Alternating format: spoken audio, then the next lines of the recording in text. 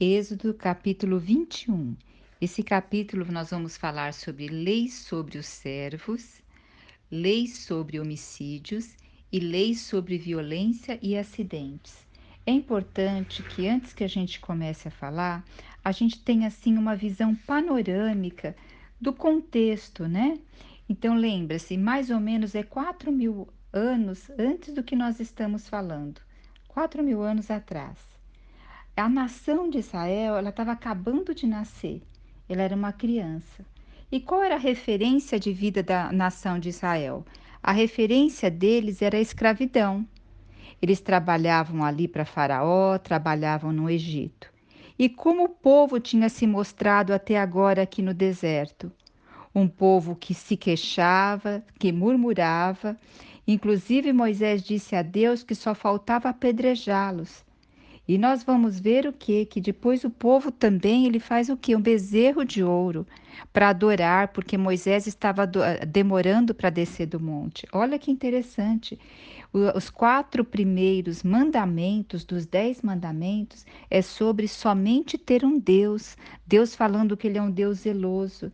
E eles, na primeira oportunidade que viram que Moisés, o seu líder, entre aspas, que estava ali com eles, demorou e eles ficaram com receio que eles tivessem morrido, o que eles fizeram para eles?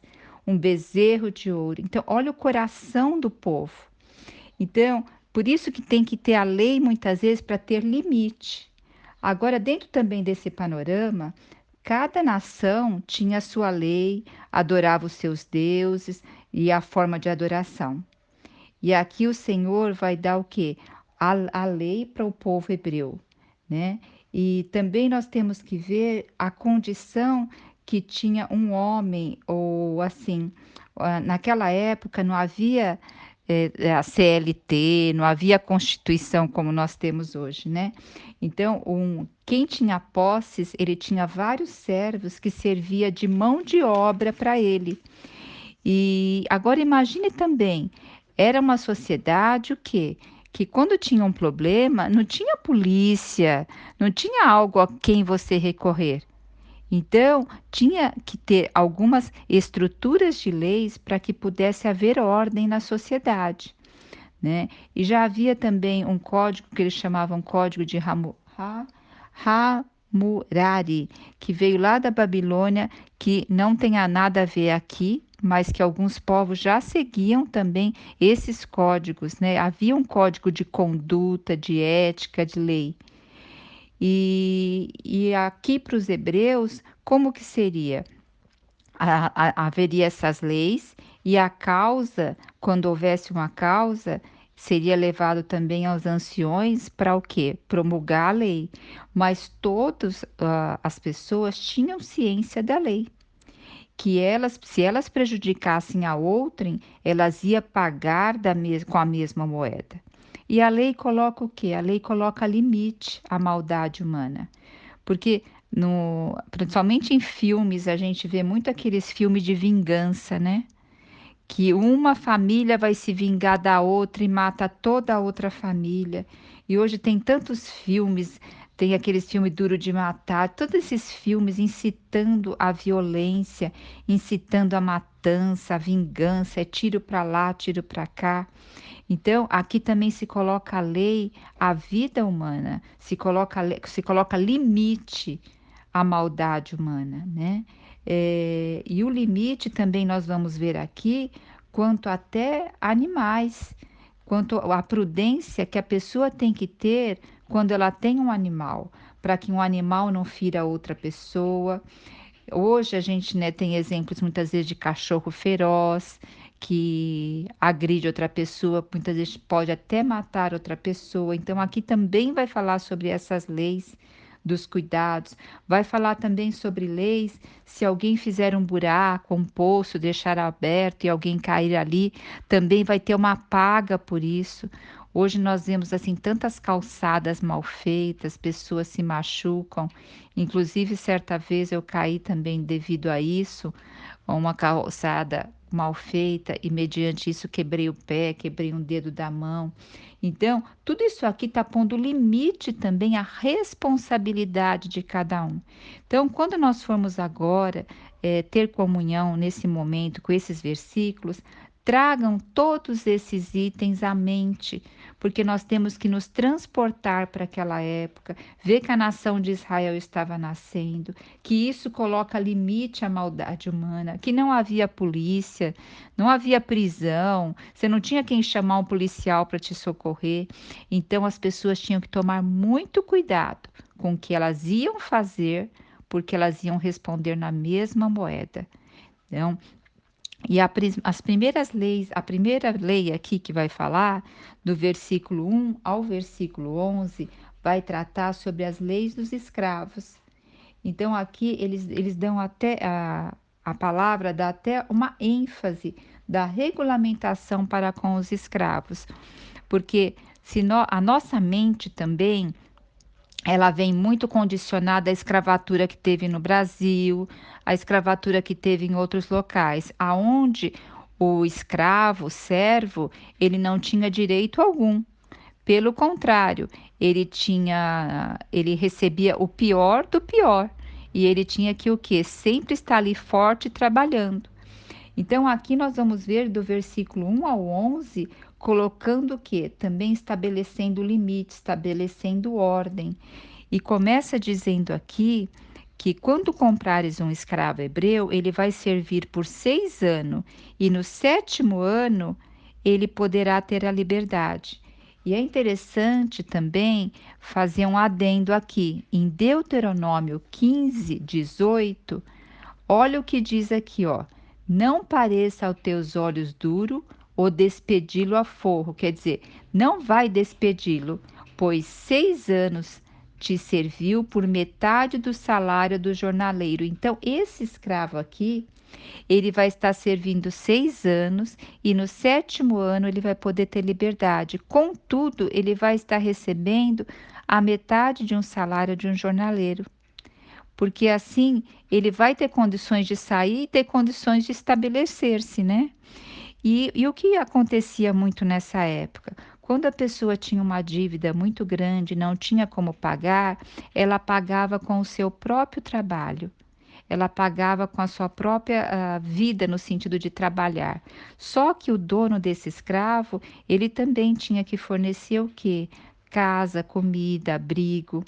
Então, tinha essa contrapartida. E aí, durante esses 6 anos, ele trabalharia para o seu senhor. Aqui não rege se ele conseguiu em 6 anos pagar toda a dívida ou não, mas simplesmente que ele seria colocado em liberdade no 7º ano. Agora também diz o seguinte: se ele entrar sozinho, ele sairá sozinho. Mas se quando ele estiver escravo, e o seu senhor lhe der uma esposa e ele tiver filhos e filhas, só ele vai poder sair sozinho. Os filhos e a mulher e a esposa vão ter que continuar escravos.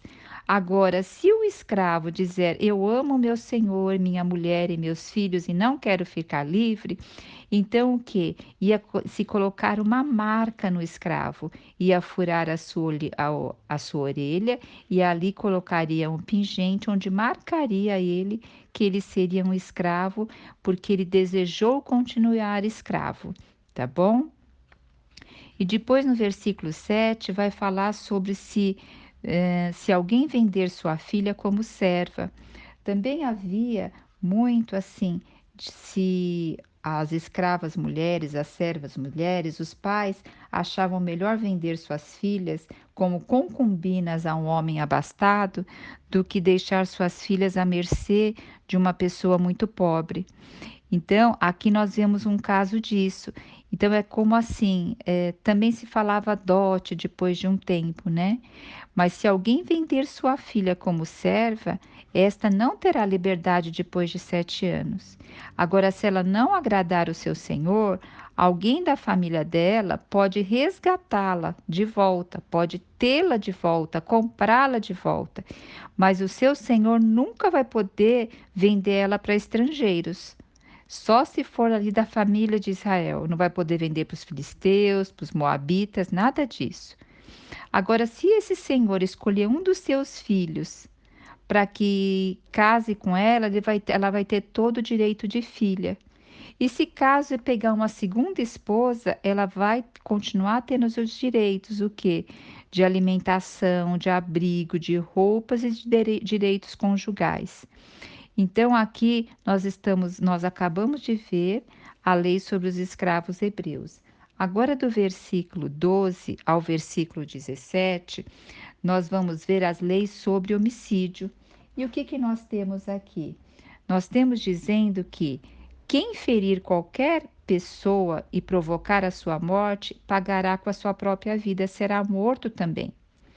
Mas se não for intencional a morte e a pessoa sem querer matar alguém, vamos supor a pessoa lá tá com um machado cortando uma madeira e solta o machado e vai numa pessoa e mata aquela pessoa.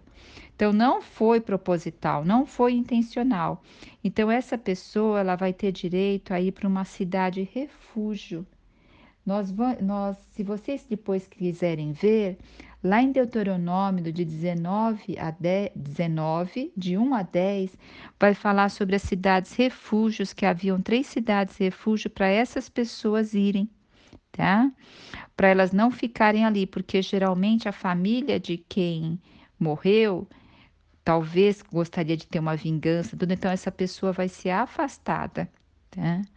E se alguém mata, aqui no versículo 14, se alguém matar outro por maldade, traição, então, mesmo que essa pessoa entrar lá no santuário e se agarrar no altar, vai ser executado, vai ser pego a pessoa e ela vai ser executada. E olha o que diz o versículo 15 e 17. Quem ferir seu pai ou sua mãe será igualmente morto. E o 17 ainda diz assim: quem amaldiçoar seu pai ou sua mãe será morto. Olha como é severa a lei no sentido dos pais, porque até amaldiçoar será morto. A palavra lá de Deus, no quinto mandamento, se não me engano, diz muito claro isso, né? Que honrar pai e mãe para se prolongue os seus dias na terra. Se você não honrar, você já morre aqui, né? E depois o 16 também diz assim: quem raptar alguém ou vender será morto. Então, você pode falar, mas tem a lei que foi dada, os 10 mandamentos, não matarás. Sim, não matarás. Agora, aqui não matarás no sentido de maliciosamente, traição, mas em questão de pagar aquilo que você fez, era justificado a morte, tá? E depois, a partir do versículo 18 até o final, vai falar sobre leis de acidente e violência. É, Aqui o que que nós vamos ver? Nós vamos ver se duas pessoas estiverem discutindo e um ferir o outro e o outro não morrer e o tempo que o outro ficar se convalescendo, o que que o outro tem que pagar todos os dias que ele ficou sem trabalhar?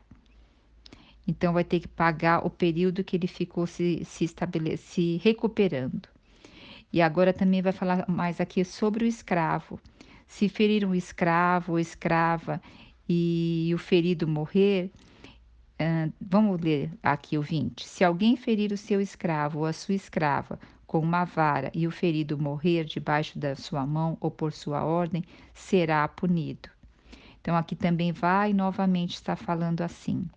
E depois no 22 fala: se 2 homens brigarem e ferirem uma mulher grávida e ela vier abortar, sem dano maior, o culpado será obrigado a indenizar o marido.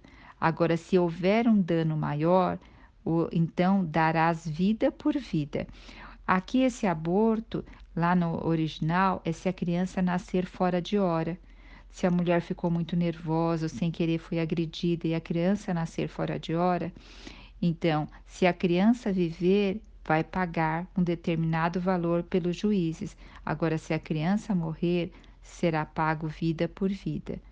E aqui no versículo 24 e 25, está falando da lei de talião, que dizia assim: olho por olho, dente por dente, pé por pé, queimadura por queimadura, ferida por ferida, golpe por golpe. Então, significa o quê? Se você ferir o olho de alguém, o seu olho também será ferido. Então, olha como as pessoas tinham que ter muito cuidado com o que elas iam fazer com o seu próximo, como elas iam tratar o seu próximo, né?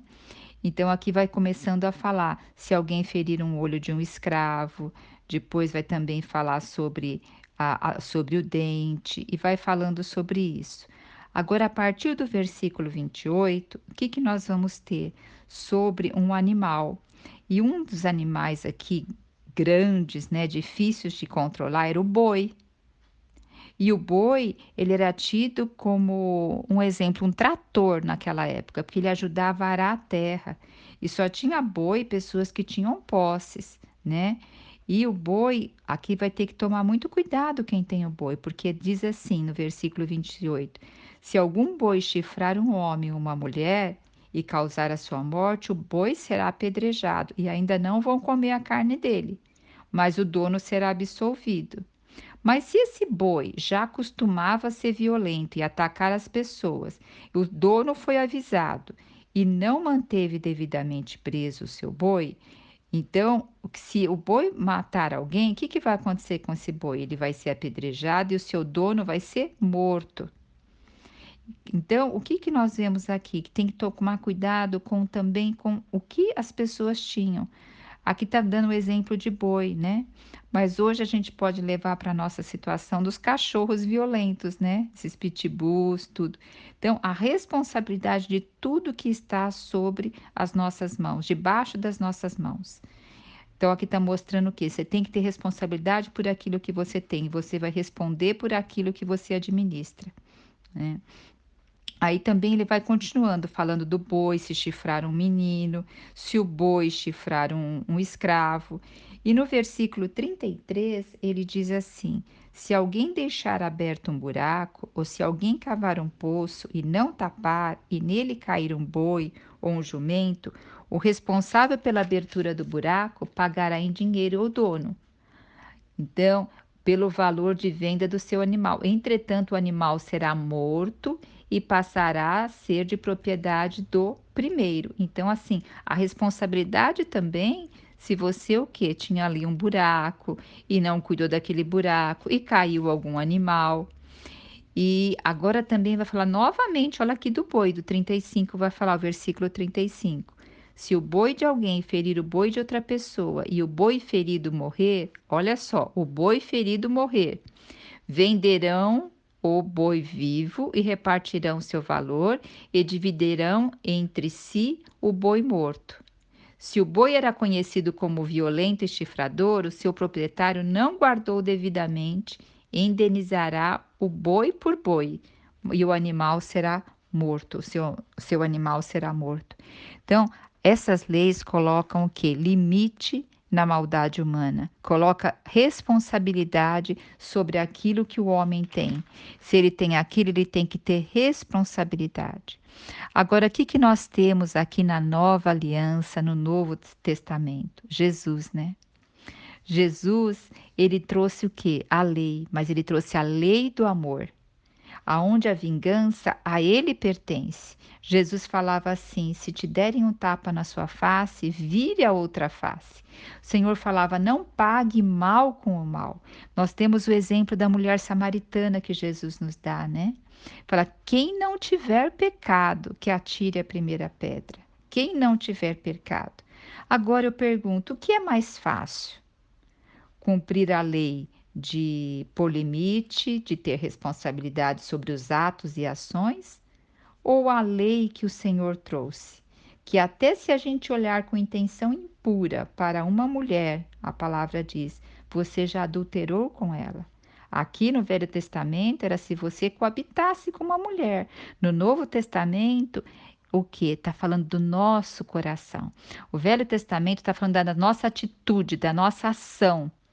Mas o Novo Testamento já está falando da origem da nossa atitude, já está falando da intenção, já está falando do nosso coração. Mas aleluia, sabe por quê?